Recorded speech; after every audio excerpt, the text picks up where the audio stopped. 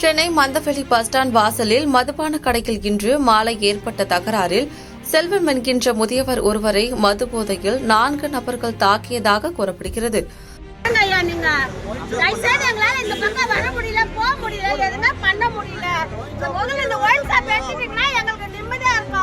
தலை மற்றும் முகத்தில் படுகாயமடைந்த முதியவரை அருகில் இருந்தவர்கள் அரசு ராயப்பேட்டை மருத்துவமனைக்கு அனுப்பி வைத்துள்ளனர். இந்த நிலையில் முதியவரை தாக்கிய 4 நபர்களும் தப்பி ஓடிய நிலையில் ஒருவரை மட்டும் அங்கிருந்தவர்கள் மடக்கி பிடித்து போலீசாரிடம் ஒப்படைத்தனர்.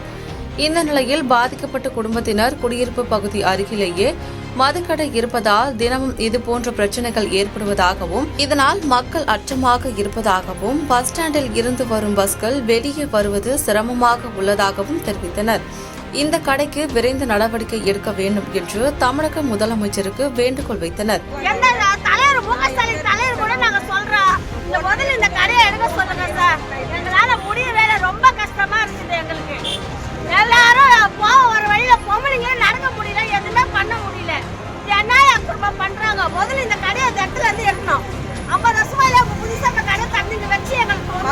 பாதுகாப்பே இல்லை. இங்க பக்கத்துல ஹாஸ்பிட்டல் இருக்கு, எங்களால ஹாஸ்பிட்டலுக்கு போக முடியல, ஒரு கோயிலுக்கு பஸ் ஏறி வர முடியல.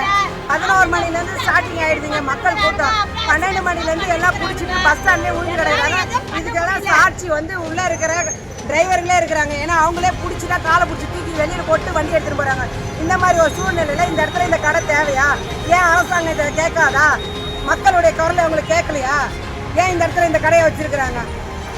பாதுகாப்பு இல்லாத இடத்துல இந்த இடத்துல எதுக்கு இப்படி வச்சிருக்காங்க? மெயின் ரோட்ல எதுக்கு கடையை வச்சிருக்காங்க? பஸ் ஸ்டாண்ட் பக்கத்துல எதுக்காக இந்த கடை இருக்குது? அப்படி வந்த பணம் தான் மக்களை காப்பாற்ற போதா? ஏன் இதுக்கு ஒரு முடிவே இல்லாத இருக்குது? இந்த கடை எடுக்க முடியாது. நியூஸ்ல போடுங்க, எல்லாரும் கேட்கணும். சான்றோர் குரல் செய்திகளுக்காக செய்தி வாசிப்பாளர் கீதா.